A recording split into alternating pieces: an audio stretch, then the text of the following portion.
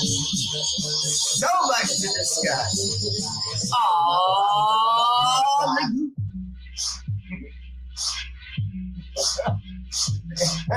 But hey, you know, not all of it's bad news. Only some of it's bad news.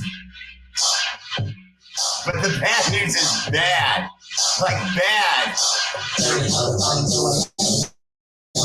Often imitated, but duplicated. That fool with no hair, that shouts like Ric Flair. Woo! What? Woo! The Raider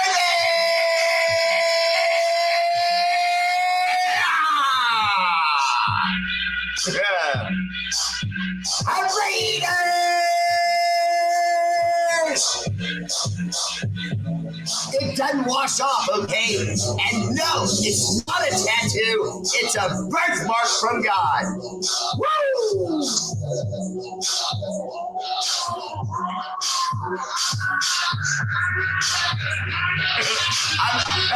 I'm actually not this full, like, red alert, ready to jump off the roof anymore. I actually have some decent news. Honestly, I'm stunned. I'm stunned. I have terrible, frightening news, and I also have extremely cool news. I mean, cool. I don't know how much of that is, percentage-wise, but it's good.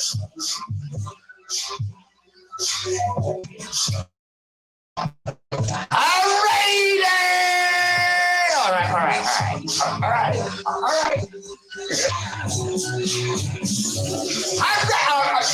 I'm ready. I don't want to stop. How about that? My show. Stop it with me. All right.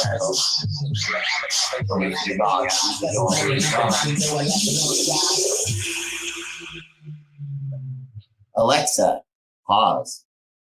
So what's up, fam? Welcome to the show. Everyone, file in. There's plenty of seats. And by the way, Tradish!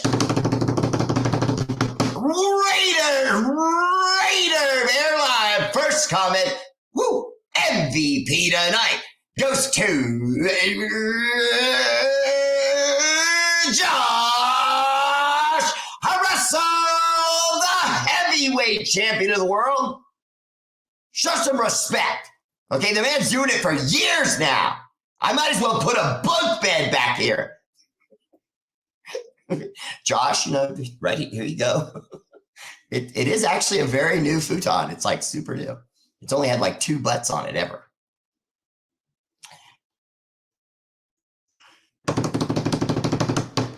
Second place, my silver medal. Like always, the budding rivalry continues. But you're gonna have to start winning some, Dustin King. Okay, you can't keep coming in second to the same heavyweight champion. It's starting to get embarrassing now. I'm gonna have to take away your #1 ranking. He's starting to like thumb you in the eye now and everything. It's not good. It's just, yeah. Dustin King. What's up, brother? Welcome to the show. And my good friend from the Central Texas Booster Club, Lucky Pace, who I happen to have met at TNBC Crew's 6th annual anniversary bash party extravaganza, Lollapalooza, all the way out there in Texarkana. And I met my good friend, Lucky Pace, and he's a dope guy. All right, so welcome to the show, Lucky, and everyone.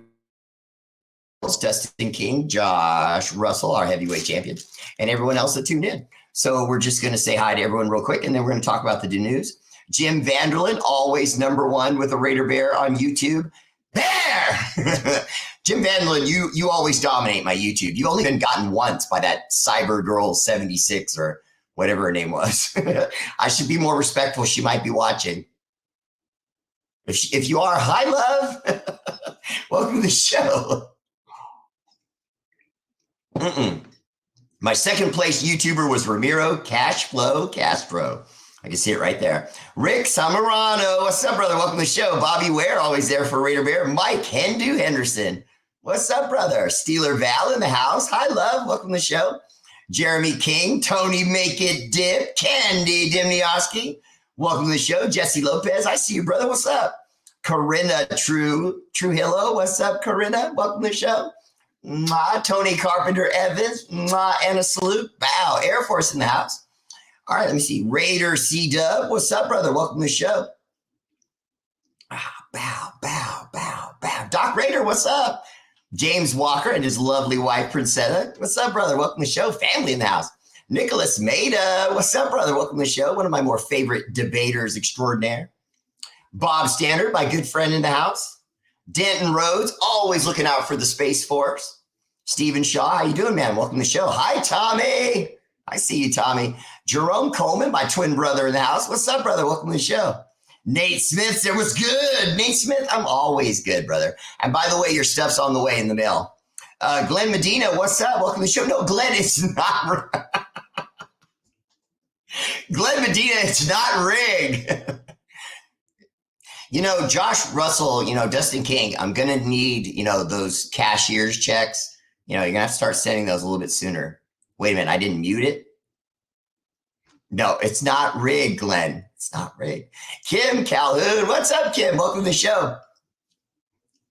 Glenn Medina, there is something good going on with our defense. And since you were my first solid football question, and hi to everyone else, Rob Mix, Glenn Medina, Rose Ortega, Tim Heckhock. Tim, loving that lid. Looking good. John Leon, welcome to the show from YouTube. Frank Raider Baloo, what's up, brother? Welcome to the show. No, we're not going to go 3-14, Frank. It might not be much better than that, but we're not going to go 3-14. No way. Darren Patterson, what's up? Welcome to the show. All right, let me see. Anyone else that I missed? No, I didn't miss anyone else. Okay, so everyone file in. Welcome to the show. Love you guys. Appreciate you tuning in. Don't forget to consider a subscription to Raider Bear family page. If you look right down there next to the blue thumbs up, there's a green badge. If you click on it, you're on your way. It's just $5 a month, and that's basically totals out to $60 for the year. And, you know, that's if you started at the very beginning of the year. If you started from right now, it's even less. But it goes to charities that we work with every single day to save lives, of which the amount is astronomical now. And we just found out about the homeless situation in Arizona and in some other parts where we can actually help. And so we're really excited about that. And they were really excited that we brought, you know, what we were doing from California here. So it's really cool. It's really feels good. You know what I mean? It's the kind of thing whenever you do it, there's almost never a bad outcome. You know what I mean? Because all you're doing is working with people that want to help other people. You know what I mean? So, all right. So let's move forward. Also consider just liking and subscribing on YouTube. That is still free. I'm just kidding. It's always free. All right, Darren Patterson, what's up? Welcome to the show. All right, now getting back to what we're saying, Glenn Medina, what we've been seeing already is a little bit of back and forth between Marcus Peters and Devontae Adams in a very good way, where Devontae Adams is working with the defensive backs. Now, you don't want to say so much that he's working with Marcus Peters, because obviously Marcus Peters is an accomplished veteran, you know, and an exceptional defensive back. Now, I do feel like he's a little bit older. I do feel like he might have lost a little bit of a step. When I say that, oftentimes the only way you hear he lost a little bit of a step, whenever you say that, it's considered like this big insult. I want to make it clear that's not what I'm saying at all. In fact, to my knowledge, since Marcus Peters has come into the league, he has more interceptions from when he started than anyone else. He's been a Pro Bowler. I mean, the guy's nice, okay? He can cover. But I just think he's a little bit older now. He's starting to trust a little bit more of his instincts and his film study, and less about his athleticism and trying to cut off routes because he thinks he recognizes something and might get an interception. Where in the past, he would just do that and figured his athleticism would get him through. Now he uses more of his mind, and he studies and he prepares, and he plays for that defense and plays well. Now, that's what I found out after a little bit of reading. I found out that online, because I won't lie, I was concerned because, you know, the way he talks, he's from Oakland. Now, obviously that means he's cool and he is cool, but it also means sometimes they don't let you in on things, you know, like his cousin, Marshawn Lynch. Yes, for those of you who may not have known, Marshawn Lynch and Marcus Peters are blood cousins. I don't know how. They say they're cousins by family. They don't mean it by like street slang, how we all say, my brother. He means it literally, but he's a flesh and blood member of his family. And you can see it, once you hear that, you can see it. They speak a lot alike. They think a lot alike. You know what I mean? They keep their cards close to their vest. An old poker saying, meaning I don't let you know everything I'm thinking or doing. You know what I mean? And so I don't really know exactly. I didn't know really exactly where Marcus Peters was coming from. But after watching some video, seeing some other players and teammates that he worked with talking about what he was doing, I was able to find out that he's become quite the student studying the game. And I was really, really excited about that. Okay. Oh, and Jacorion Bennett. Jacorion Bennett is raising eyebrows at camp. The kid already has blazing speed.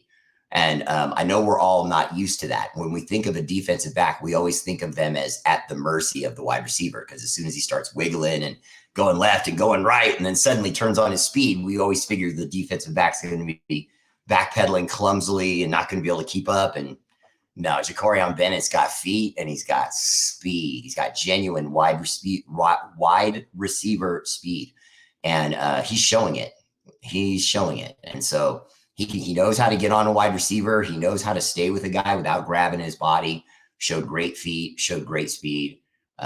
He's already impressing people in camp. And this is our rookie. You know what I mean? So Jacorion Bennett, I'm starting to get excited about him. I want to give credit to my good friend, Ragin Raider Rhino, because he was already all over Jacorion Bennett. He was standing up for Jacorion Bennett literally the moment the Raiders picked him. He said, okay, this is going to be nice. You know what I mean? And I kind of was like, because I hadn't heard too much about him. I knew about him, but not too much about him. But Corey was sold, and now I am too. Albert De Leon, what's up? Welcome to the show. John Leon said, we just signed a linebacker. Yes, Darius Harris, formerly of the Chiefs. That's going to bring their playbook, their defensive calls, and a lot of other things into our locker room. Now, for those of you who think that might be dirty play, I want to just remind you, literally every single team in the league does that. I mean, literally every single team in the league, every single year, every single season looks for opportunities to pick up guys that were cut by their rivals to then bleed them for information. And then they'll allow the player to stay on the team if they're halfway decent or can make the practice squad. Otherwise, after a while, they just let them go, keep them for a month or two and, let them go. But in reality, the value of information you can get out of, say, a wide receiver that's cut by the Broncos today. If they cut a wide receiver and we pick him up, now we're picking up their cadence. We're picking up their routes. We're picking up their play calls, how they start, everything. You know what I mean? And so it hurts. Kim Calhoun, love you too, girl. Appreciate that. I'll tell Mama Bear right after the show. How will we be on offense? Glenn Medina, it's going to be interesting what we're going to be like on offense. I would say to you that when Jimmy Garoppolo was out there and he was commanding the offense, it looked beautiful. And you had the press saying things that made me very happy. For example, as a reporter / I feel like I'm a person in the know, I would say this to you. What you're looking for right now, from what you're getting from Jimmy Garoppolo and the guys in camp, is happiness, because you're not happy if you're worried. If you go into camp and you start doing things and it's not going well, you don't look well, you don't feel well, you don't act well. Okay, well, it's exactly the opposite. All the Raiders are coming out of camp, in and out of camp, bouncing, smiling, excited. You're not hearing any complaints whatsoever.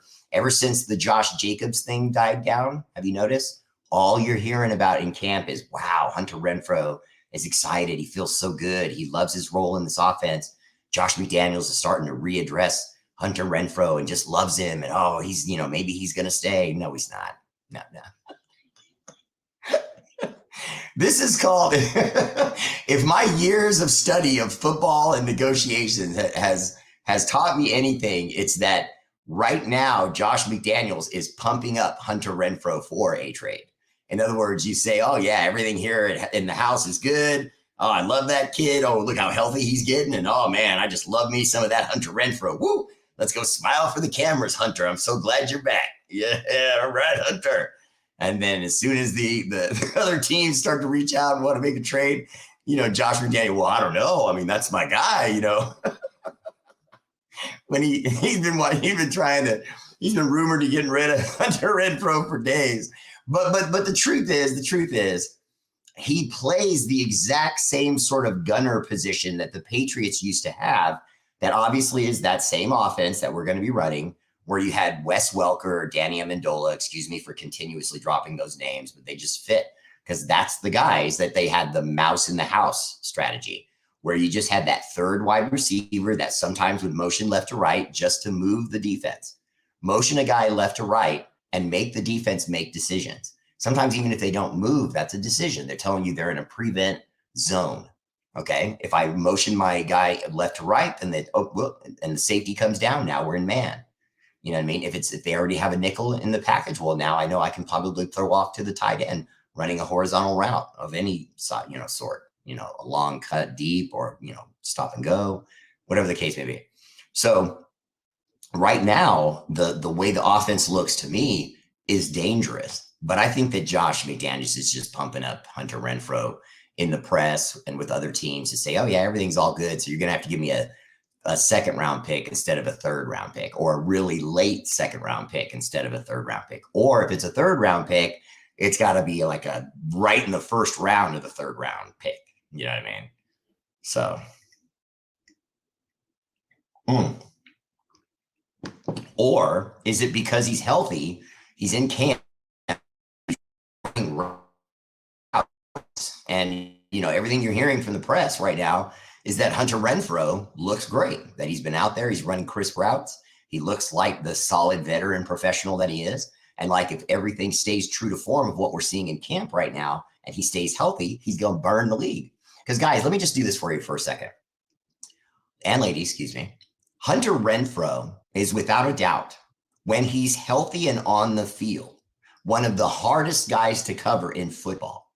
And the way we line him up in our offense is where most other teams' defenses are putting their third or fourth best cover corner guy on him, or a safety, basically a nickel, or they're dropping a safety. Either two, they can't stay with him.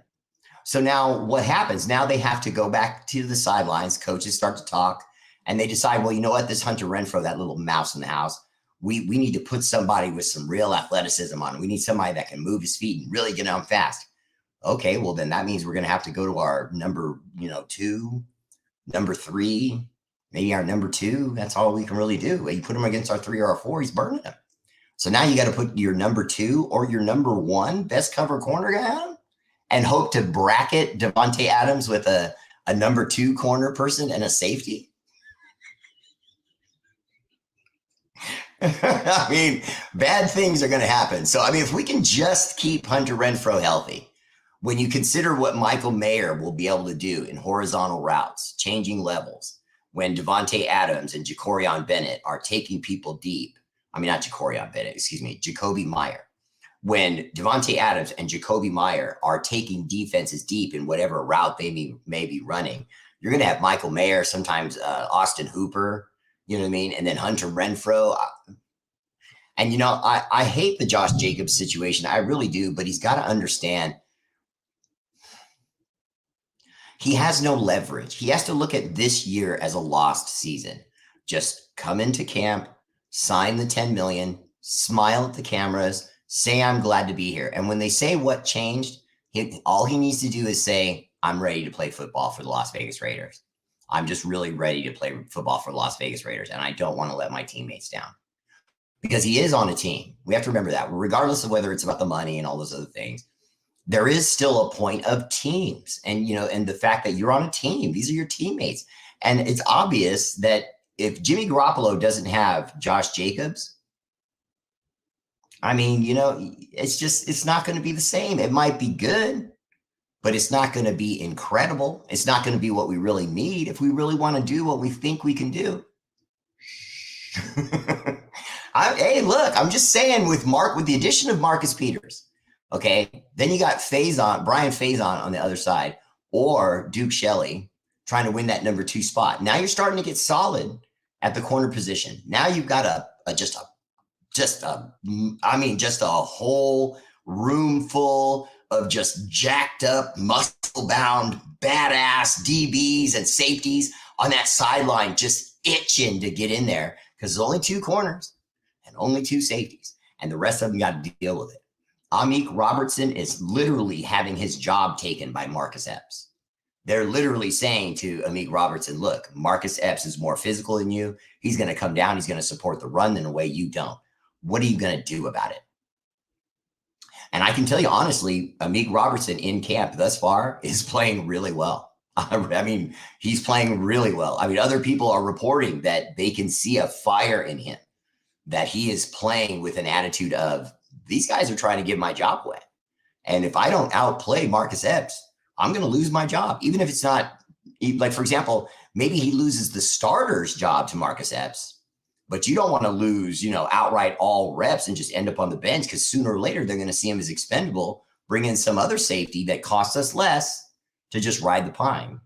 No matter what Amik may be, getting paid, it's got to be more than a lot of other guys that they could have sitting at that safety position just doing nothing to back up Marcus Epps. You know what I'm saying? All right. So anyway, Glenn Medina, to answer your question, how we'll be on offense, we will be frighteningly, devastatingly hard to stop if Jimmy Garoppolo stays healthy. We've already given him a day off. Now, you guys heard reports that Aiden O'Connell is winning the locker room, so much so that Hunter Renfrow was quoted this week as saying, and I quote, if we have to follow Aiden O'Connell, we will follow Aiden O'Connell. If something happens and he has to start, we don't have a problem with that. He said the whole lot. He said that he felt like he was speaking for the locker room in saying, if we go out there and Aiden O'Connell's going to be our guy, we're good with that. We are right on schedule, okay? Hooray! You know that Jimmy Garoppolo schmappolo, okay? He's not a kid. He does play well. He's old. So we're only going to be able to use him literally for a year, maybe 3 tops. And I'm exaggerating. It's not going to be 3. It's going to be 2 tops. Ho! What do you mean, ho? Hi, little cub. I'm just surprised. You gotta move your hat. My good luck smooch. Yeah. I haven't gotten one in months. I was giving her the business about it earlier. You've been too lucky. I'm gonna have my extra luck. Yeah, all right. All right. Ooh, my goodness. All right, let's see. Joe McMillan. But I was really, really, really, really glad to hear that, because to be honest with you, I've been saying this since we signed the kid. I was really excited about the fact that I saw this stat, and I feel like I see things sometimes that the light bulb goes off, and then I got to tell you guys about it. But Aiden O'Connell had the 3rd highest passer completion percentage of any of the top 13 quarterbacks picked in the draft. The only number 1 pick and the number 2 pick had a higher completion percentage than Aiden O'Connell. Among the 13 best quarterbacks picked, he had the 3rd highest, only to the number 1 and 2 picks. Yeah, at pampered schools where they had super athletes all around them, so it was easy to have great numbers. Aiden O'Connell is tough, and he's good, and he has God's gift that you can't teach. See, I can teach you muscles. You want to get stronger? No problem. You want to get bigger? No problem. I can teach you that. You want to get faster? I can teach you that. Seriously, even if you're not that fast. Because whatever you fast is right now, whatever your best fast is right now, if I train you, you will get faster. Okay? But what I cannot train you is being accurate when you throw the ball. See, because the problem with accuracy when you throw the ball is people say to me, well, R8RBEAR, can't the coaches just sit and work with the guy and make sure he throws the ball here and throws the ball here and put up those little trash cans they do, famously with Aaron Rodgers, how he used to always do his fancy tricks and he'd throw the ball 60 yards and it would land in a garbage can. Well, I would imagine you can do that when you've thrown 5,000 footballs in your lifetime. Give me a friggin' break. That would be like me bragging because I show up on somebody else's computer and do a good podcast. Obviously, that comes easy to me. Okay. But the point is that Aiden O'Connell is accurate, very accurate. The locker room already loves the guy. They know he's just a legit dude. And you have to look to him and say to him, you've got to be ready like a Minuteman. My audience is too young for that. You have to Minuteman status. Look it up, Tommy. But you have to be ready to go. The next Marine up, you know what I mean? If something goes wrong with your Captain America. Because, we've got our Jimmy Garoppolo. And I'm not going to lie. When Jimmy Garoppolo got out there for camp, every reporter said everything changed. Because he knows that offense. He just does, guys. And what was exciting about it to me was it was like watching an exciting movie. You know what I'm saying? Because here was this guy, you know what I mean? We've all been ridiculing him. We've all wondered, because he was a Patriot and a Niner. We have to hate him. You know what I mean? It's in my DNA. He's like a cat. I'm a dog. You know what I mean? But truth is, if he were to come onto the field and know the offense and really be able to orchestrate the guys on the field to where they know where they're supposed to be, and he can manipulate the defense, much like our part minority owner, our new part minority owner used to do over there in New England. Sorry. We've just been invaded by so many things, red, white, and blue, and they ain't America. It's New England. But anyway, if he could get Jimmy to do that, if we could see Jimmy go out onto the field and we mic'd him up and we were to hear that, it would be awesome, right?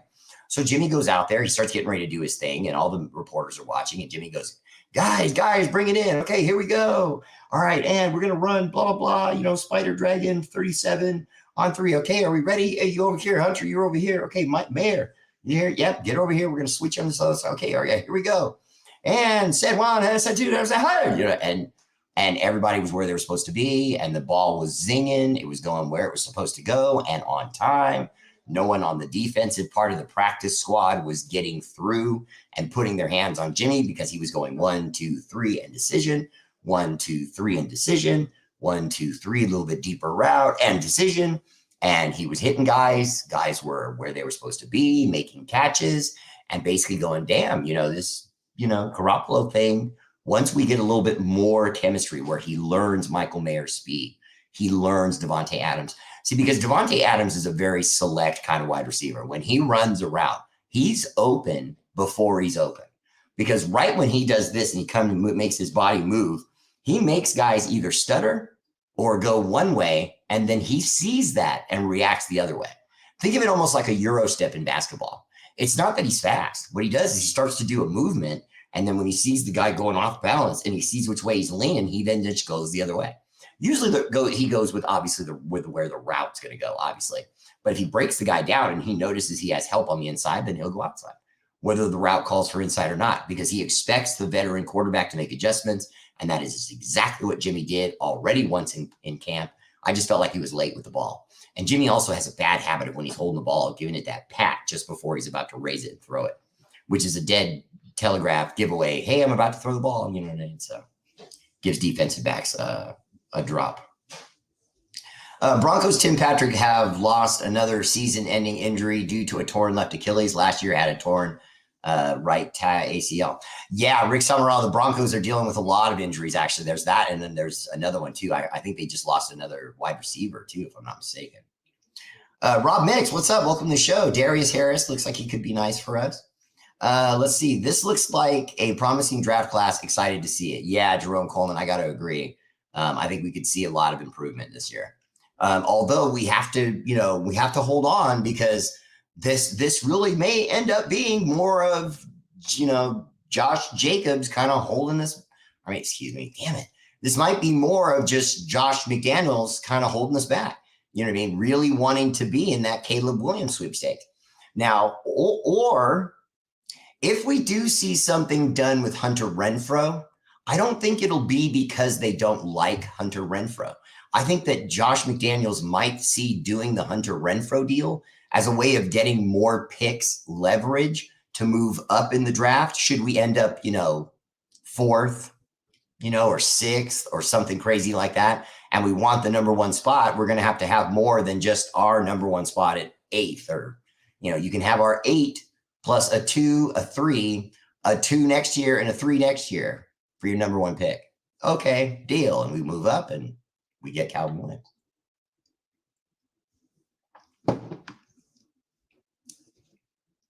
All right, let's see. Katie Bowman said, nice to see you. Nice to see you back if you're talking to me.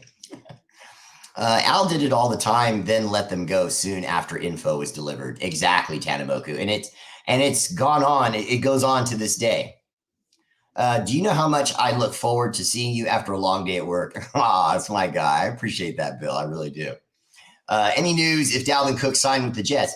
Bob Standard, from what I understand, it's just money again. You know what I mean? That's keeping them apart.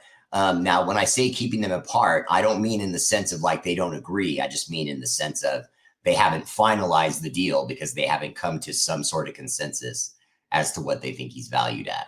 You know what I mean? So, but that will happen. The Jets want him. What you really need to be concerned about is the Jets making a move for Davante Adams. Because remember, that was Aaron Rodgers' number one target for a long time. All of those records Aaron Rodgers set with Davante Adams, and all those records he set with Aaron Rodgers. So now, fast forward, he only had an average year by his standards with us. And that was with Derek Carr just pumping him the ball, at risk of his own career, which it was. And now he's with the Saints. I can't say that. I like New Orleans. My family's from New Orleans. You know what I mean? I helped an old man today at a gas pump and his wife. I was trying to help them out because they had this futuristic truck they rented to go see their family. They didn't know how to figure out where the gas gauge was to see how much gas he had actually pumped in. So I was just helping him do it. Dun, dun, dun, dun, Raider Bear, my good deed for the day. Let's see. I heard Jimmy threw a pick. Yeah, John Leon. I did not hear that it was pull him out, but I did hear he threw a pick. Yeah, Tim Heckcock. I honestly, I have to agree. I think he's hyping Renfro for a trade. I really do. I mean, if you really like him so much, why'd you go get such a big wide receiver room? And I don't know if you heard too, and I'll just back this up too. Cam Sims is going to win a job somewhere. I don't know when he'll get it, but just watch. Cam Sims is going to get on this squad, probably on the practice squad. And then sooner or later, one of these wide receivers at some point or another is going to lose their job, or there's going to be adjustments to the offense to add a 3 and 4 wide receiver package. I'm telling you, Cam Sims is coming on, man. And just a little couple of days they've been running around here on the field doing stuff. He's been nice. You know what I mean? Albert De Leon says, yeah, I heard they are responding to him very well. And Jimmy G looked pumped up. Well, the good thing is that the players even made a point of saying that this is not a lot of rah. We're all at camp, like it's summer camp for little kids, and they're all just so glad to see each other. No, if Jimmy Garoppolo wasn't doing that well, they would just be silent. Most of them were very honest. They said basically he's doing great and he's getting along with the guys, and it's just awesome. Now, you guys know how professionals are. If things aren't awesome, they just kind of go quiet, or they give you vanilla answers. For example, here's the question. Ready? Here's the question. Devontae, how have things been going with Jimmy Garoppolo in camp? Well, it's just the first few days, guys. And, camp is what it is. You got to get to camp to get your work done, and so we're all in camp. We're working hard. And I have confidence that Jimmy and I are going to be just fine when the season starts. Next question. Right? I'm pretty good at that. I'm serious. If you ever wanted someone to deflect someone you don't like, you send the bear. Whenever we get those solar power panels, guys, on your roof, and they say, we've got the package for you today. We're going to sell you on this home solar package. My wife comes and gets me and goes, answer the door. God's honest, because she knows right when I answer the door, I'm just like, hey, man, what's up? Listen, I should be honest with you. You're really not going to sell me anything. Not a damn thing. No, I mean, I'm not. No. See, when you start asking questions like, why is it this, then I'm going to let you know that I don't know you. I don't answer questions to people I don't know.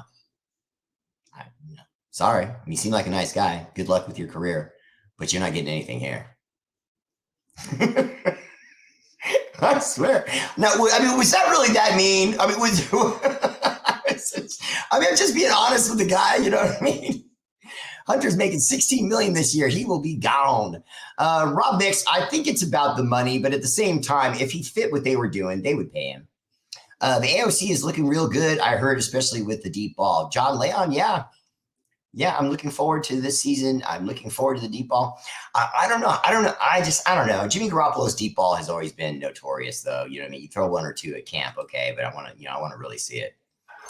And Aiden O'Connell has definitely been throwing the deep ball. And so I get what you're saying with Aiden O'Connell. But the real news to me about him coming out of camp isn't the deep ball. It's that he's not putting balls on the ground. You know what I mean? Now there was a lot of, I want to be straight, okay? Because I want to show everyone this is not a rah-rah Raider show.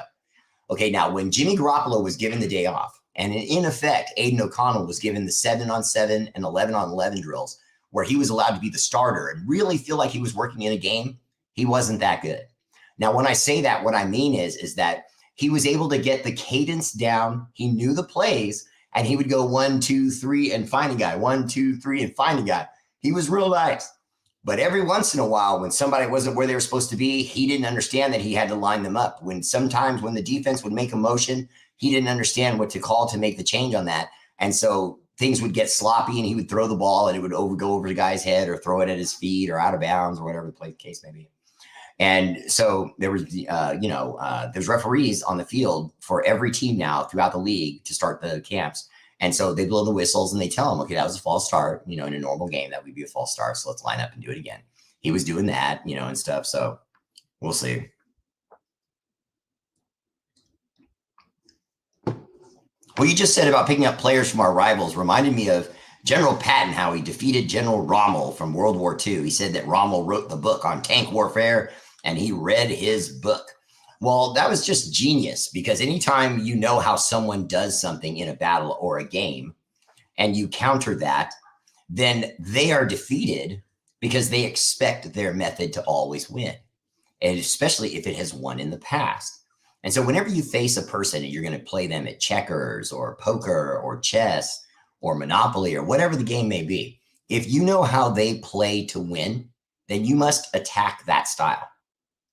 Most of the time I see people, and I would meet kids when I was coaching them, and they would say, oh, I don't know what I'm going to do. This guy's got such a great dribble. And he just goes right by me. I'm like, okay, well, get back. Don't get so tight on him. Open up your hands and your feet and move. And when he comes at you, turn your hips. If he goes the other way, turn your hips the other way. Take a deep breath, calm down, and just do your best to keep your man in front of you. Don't foul him. And when he shows you the ball, then bring your hand up. See if you can get blocked. Oh, suddenly the light bulb comes on. And it's supposed to just, calm down. And you'll see kids play real well. When DC doesn't kill Hunter back-to-back and damn Cardinals overtime loss. Frank Raider Ballou, what's up? Welcome to the show. Hunter healthy creates a lot of problems for defenses. Adams and Renfro and Meyer, that's a problem. Jerome Coleman, I completely agree. Everything you said about our receivers depending on keeping Jimmy Glass healthy. Jim Vanderlyn, honestly, I don't know if I'm ready to say this, because I don't know Jimmy Garoppolo enough. You know what I mean? But I'm starting to get the impression that Jimmy Garoppolo feels like we're the only real fresh start he had. And the reason I say that is because with the Patriots, it felt like that was his family. That was where he cut his teeth. Okay. Then in contract negotiations and in arguments about who's doing what, he gets sent to the Niners. Now, once he gets there, he has to learn a new system. He's got a temperamental coach who doesn't know, and yet he wins the locker room, takes the team to 2 division championships and 1 Super Bowl. Didn't win, but came damn close. Okay, so now the guy's not wanted anymore. I mean, he's literally treated by the Niners like garbage. They had him still on the roster, but they wouldn't let him wear his red because they wanted anyone in free agency that might look to not see him in red and realize, oh, he's only in black, so he's still a free agent. I mean, what the Frank and Rogers? I mean, and so what the Frank? But anyway, long story short, so their loss is our gain. They let him go. All he did was win while he was with the Niners. A 70.3 win percentage, which puts him top 10 with some of the greatest quarterbacks in history. Look it up. It's a fact. And now he's with us after foot surgery. But I ask all of you this. Had he not had foot surgery, would we all be so sure he was going to get injured? No. No. Well, yeah, he's still glass, but we wouldn't be sure about it. Especially if he would just come off of a season with the Niners, say he played well, just lost his job to Brock Purdy, and then he goes into free agency, we get him.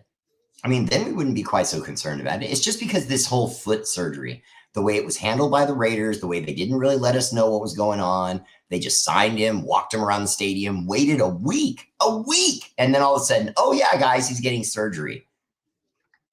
What? Or oh yeah, guys, sorry, we forgot to mention he got surgery in March. You know what I mean? We signed him. We brought him into the facility, walked him all over the place, wasn't wearing a boot or anything. No indication that he had a bad foot.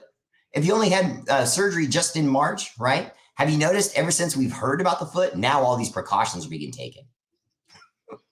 But you didn't hear anything about any precautions when we signed him.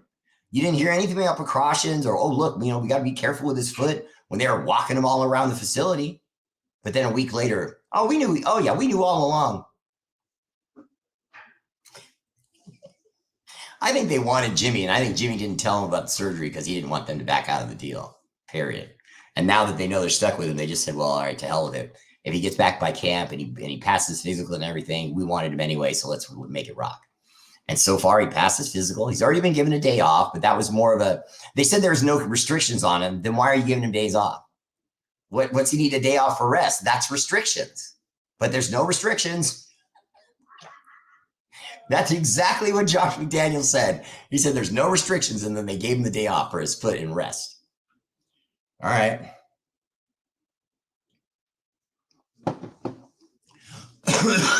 Well, Frankie Raider Blue, even though I agree that this feels like he's pumping up Hunter for other teams to make a better deal, there is a chance that he pulls him back and just says, you know what, your deals aren't good enough. I'm going to take him into the season with me and have an offense that passes so fast and has so many passing options on every play that whether Josh Jacobs is here or not, we're going to keep Jimmy Garoppolo clean because the defensive linemen are going to be afraid to come up field too quickly because he'll dump it off to Amir Abdullah, who, by the way, the running back Amir Abdullah is looking very good in camp, very physical, very fast, showed up in fantastic shape.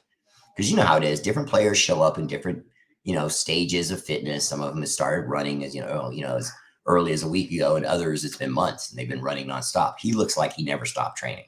Like last season ended, he trained, and now this season started. He looks really good. Louis Hallman, what's up, brother? Welcome to the show.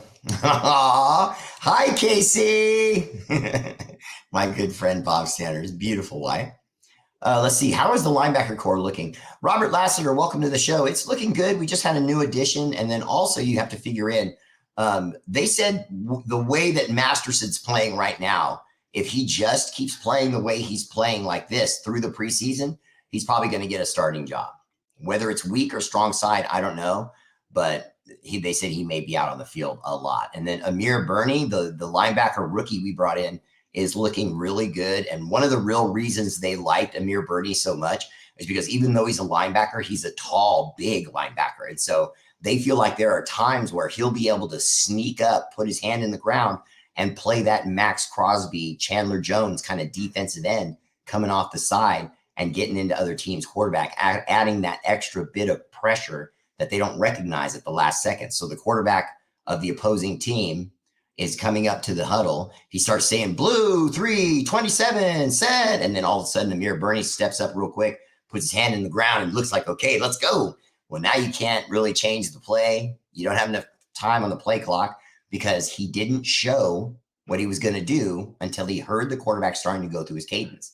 As soon as he heard that, waited a couple more, little 2-33, let him shout out just a couple more instructions on the play, just long enough to where he knew he was all the way into the cadence of the play. And then he ran up, put his hand into the line and is like, uh-oh, he's that guy that can do that. He can give you that extra guy that feels like a defensive end's coming at you because he's a big guy for a linebacker, tall. Oh, so Raider, I did get it. I've been wearing it all day. I appreciate that, brother. I love it. I literally just took it off a minute ago. Glenn Medina, Josh Jacobs will sign. I just think that there's a very high likelihood that he's not going to sign until, it's getting really close to playing games. He wants the Raiders and the fans to think he's willing to miss games, but I don't think he's willing to miss games. No matter what he may say, no matter how much money he's made, if you're pissed off that you don't feel like you're making enough money, why would you want to put yourself in a position where they can start fighting you these massive amounts when you could just show up and play? You know, I realize his argument. I get all that. He deserves more, blah, blah, blah. But he's in the market he's in.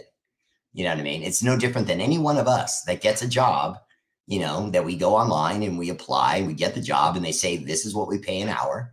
And then you look at their competition and some of the other companies that do the same thing as the company that you're applying for. And they hire for right around the exact same dollar, give or take $1 up or down.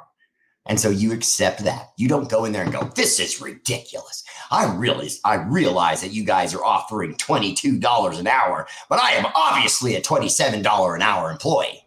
You should look at my statistics on my resume. And that's essentially what he's doing. You know what I mean? But he's doing it with the attitude of, hey, look, I'm not a new guy here, though. I'm the guy that's been here for 4 years carrying this team.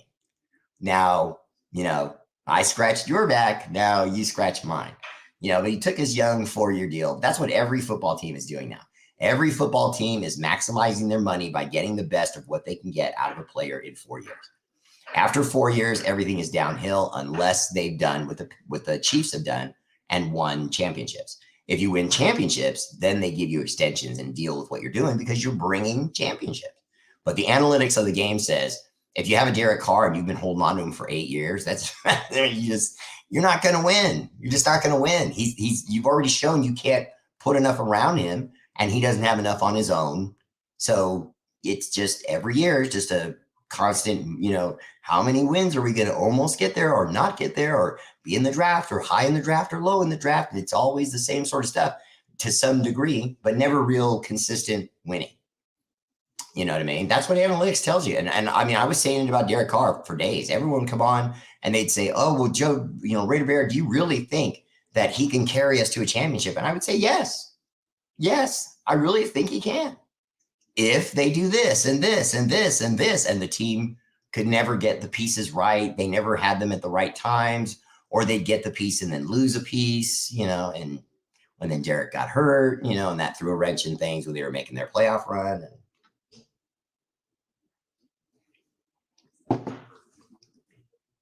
Aw, thanks, Bob. I appreciate that. You guys are one of the cutest couples I know. Kaylee McLaughlin, the Bears Raider daughter, is in the house from the successful show Keeping It Kind with Kaylee. My little one, Kaylee McLaughlin! Raiders! I'm so proud of you, Kaylee. You're doing a great job. You and your mom do a really fun show to watch. All right. Oh, and Kaylee, do me a favor in your post comments. Go ahead and write down your schedule, when your show's going to be on next, what days of the week you're on, that kind of stuff. Let people know. So does that mean if Jimmy Garoppolo goes down early, they'll put in O'Connell? Doc Raider, I got to think so. I don't think Brian Hoyer is the answer. I don't think Brian Hoyer is even the answer for a game or two. I think Brian Hoyer is exactly what the last guy, Jarrett Stidham, was. He's a guy that's brought in that oftentimes, I hate to say this, but oftentimes you're lying to the number 2 guy. When they're that old, you're lying to them. You're saying to them, hey, you know what? If the number 1 gets hurt, we're going to put you out there, give you 4 or 5 games, and then maybe put the rookie out there. Maybe, you know, if you get out there and you play well, we're going to keep you out there. No, they're not. If Brian Hoyer, if Jimmy Garoppolo goes down and Brian Hoyer is given a chance, it would probably only be for a game, even if he wins, because you're just trying to get Aiden O'Connell up to speed.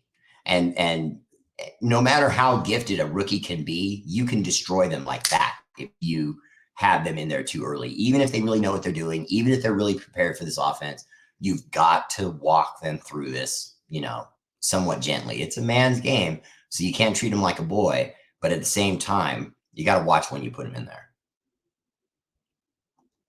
Lloyd Beal said Aiden O'Connell will start every preseason game, and we'll see.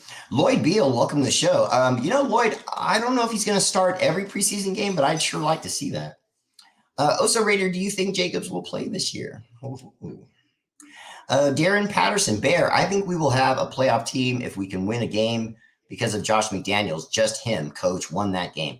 Darren Patterson, in a poll they did today, Josh McDaniels came in dead last among all head coaches in the NFL. Dead last. He was voted worst head coach in the game today. Now, I don't know if that's correct. I don't know if that's sort of right or if it's way off. I don't know.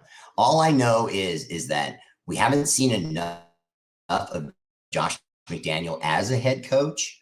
Okay, because he was only a head coach with the Broncos. He never actually took on the job with the Colts. He did get the job with the Colts, but then he turned it down at the last minute, almost like cold feet. And then while he was with the Patriots, he was never the head coach. I don't even think he had like an interim period. You know what I mean? Like where the regular Bill Belichick got the flu or something, and then they put in him. You know what I mean? I don't even remember them doing that. So his only head coaching experience was a terrible experience with the Broncos. I would say that the only thing he could have done from that was learn from it. You know what I mean? Bring a lot from his failure in that situation to the table now. And hopefully he's learning a little bit about team building because I got to be honest with you. I don't think Dave Ziegler is really the guy making the decisions.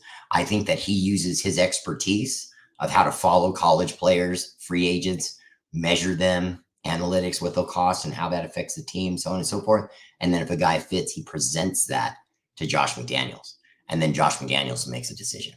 Now, some people would think that that's how it always is, but in reality, it's not. There are many head coaches who hire a general manager for the specific reason that they don't know talent. They don't trust talent or their evaluation of talent.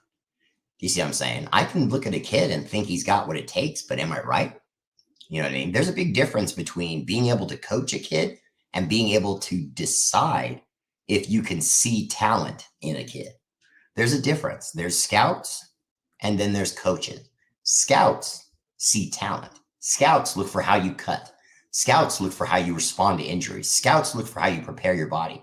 Do you use ice right after the game, or do you jerk around and start playing on your phone and laughing with the boys, not taking care of your body?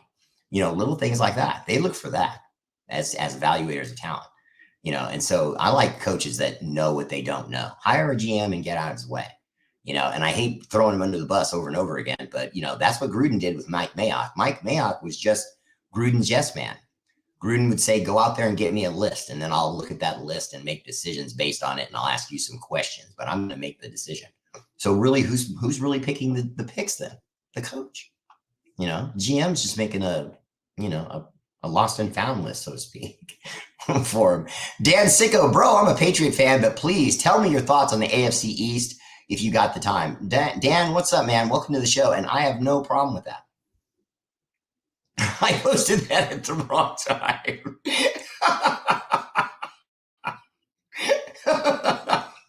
Dan, you are always welcome because you have a very good sense of humor. Welcome to the show, brother. Okay, so now as far as the Patriots, I would say this to you.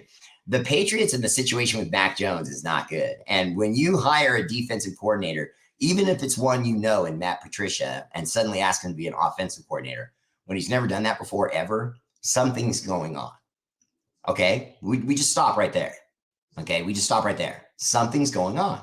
Now, when you watch ESPN and Fox and all these other people on YouTube, they keep telling you, why would he give the offensive coaching position to a defensive coach? It's crazy. Why would he do that? Well, we don't know. But what we all know is it's dumb, right? It was nuts.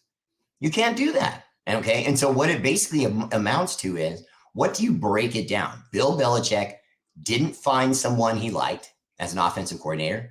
So he rehired Patricia and then just stuck Patricia there, just figuring, I just want a guy I know. And now what does that speak to? Old man, don't want to change things. I like familiarity. So he went out when he didn't have familiarity because he's got mostly a new staff. And why do the Patriots have mostly new staff? Because they lost a lot of those no-name coaches, a lot of those little coaches that a lot of the fans take for granted and don't even know their names, that run up and down the field, shoot Gatorade in the player's mouth, say to them, yeah, let's go. And they get them involved in the drills and make sure they know the plays, where they're supposed to be. A lot of that staff for the Patriots followed Josh McDaniels to Las Vegas. A lot of it. So Bill Belichick picked his head up and went, what the hell? And he had this whole new room of people he didn't recognize. And so he wasn't happy. He brought in Patricia. And to me, that was a sign right there that the Patriots are finished.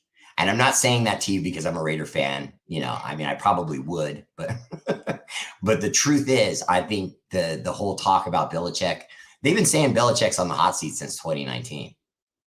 You know, and then the way the Mac Jones thing got handled and the way, you know, that your backup, Brian Hoyer, got let go because he was helping Mac Jones behind the scenes with his career, essentially saying, you know, you need to get the hell out of here. We don't know exactly how he said it to Brian Hoyer, or we don't know exactly how Brian Hoyer said it to Mac Jones, but he said something to him along the line of, you need to get the hell out of here.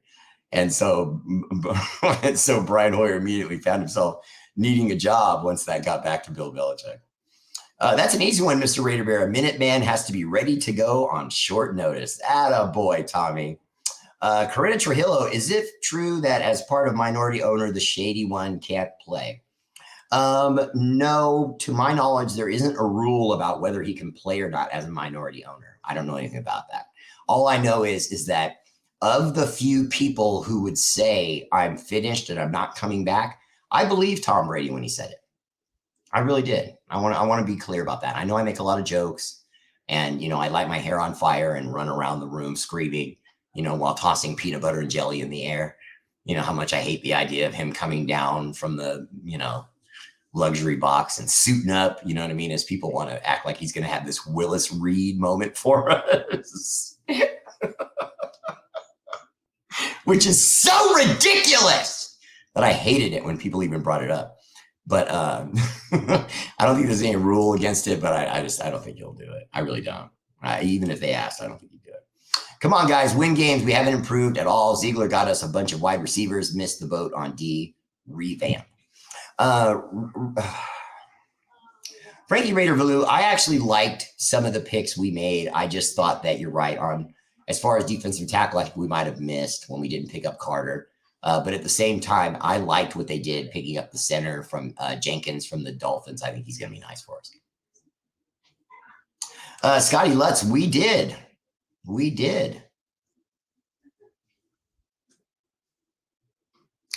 Scotty Lutz, I'm feeling pretty good. I'm feeling pretty good about the team after seeing the guys go through the paces with Jimmy Garoppolo. I like the fact that he was commanding the huddle, the plays. He was orchestrating guys, calling out protections. He already knew everything. In other words, he looked game ready right now.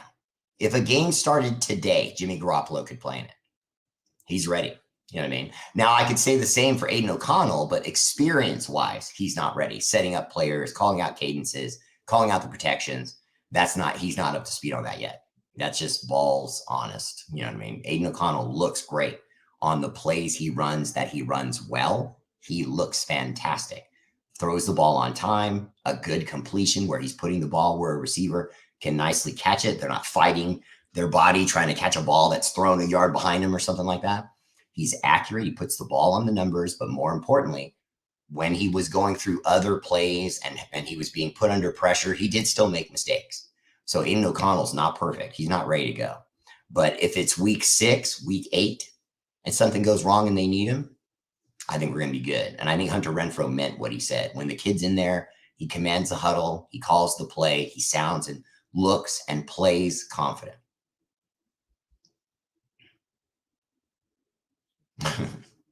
Yes, Oso Raider. We signed the new linebacker from the Chiefs. I'm looking forward to them picking his brain. Arnold Olorvita. Arnold every time, Arnold. I'm sorry. I'm just going to keep apologizing to you, Arnold. As soon as I see your name, then I can pronounce it right, I think. Arnold Olorvita. Welcome to the show. Yes, Devontae Adams did have a good year. But again, when you consider what's good to us and what's good to him, though, it wasn't good to him. In other words, he knows there was a lot of plays left out there. There were a lot of opportunities for him to do more. Frank Raider Valou, he is a beast, and we can't stop him, right? Louis Hogwin, what's up? Bear, I'm just glad football is back. If you're not part of our nation, then putting foots in you. I like that. Mark Parrish, I am going to have to be very honest. I do not like the direction or how the Raiders are moving. Just when you think the Raiders are turning around, something horrific happens. What's next? Mark Parrish, welcome to the show. That's going to happen when your franchise has been losing as long as ours has. Okay, it sounds harsh for me to say that, but I'm just as blunt as you are when we're going to have to be honest with each other, you know what I mean, and be honest with the fans. I don't lie about stuff. Okay, we've been looking for 15 plus years to get to a consistent winner. Okay, so we know what football hurting feels like. Okay, but at the same time, we could be the Lions or the Commanders. Okay. Or the Panthers. Oh, you know what I mean? Just a perennial doormat. You know? And I still don't think the Jaguars are really, you know what I mean? It feels like the Jaguars are just, here comes the Jaguars, but you gotta be quicker than that. I think that's all that the Jaguars are gonna amount to. I think all this stuff about the Dolphins feels like hype. It just feels like more and more Tyreek Hill type hype. You know what I mean? I'm not as sold on the Dolphins as everyone else. I think they're going to be all right. But, this idea that, they're going to win the Super Bowl and everyone's going to be screwed. Whatever. All right. That's my show. Much love. Alexa, resume.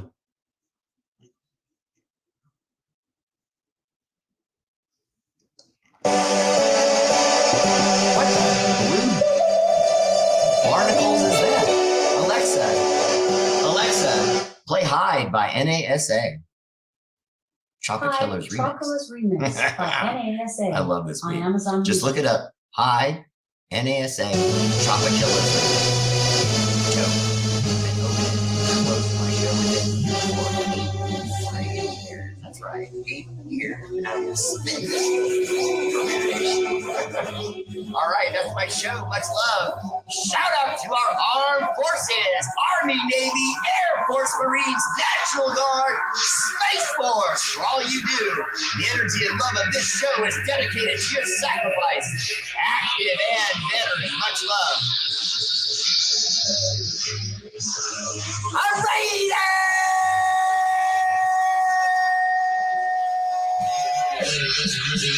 Don't forget to like and follow on YouTube and consider subscribing on Facebook.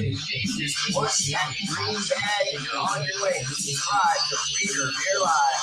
I appreciate you all, and I'll see you again tomorrow at 4 and again at 8. R8RBEAR Family Cave. Peace.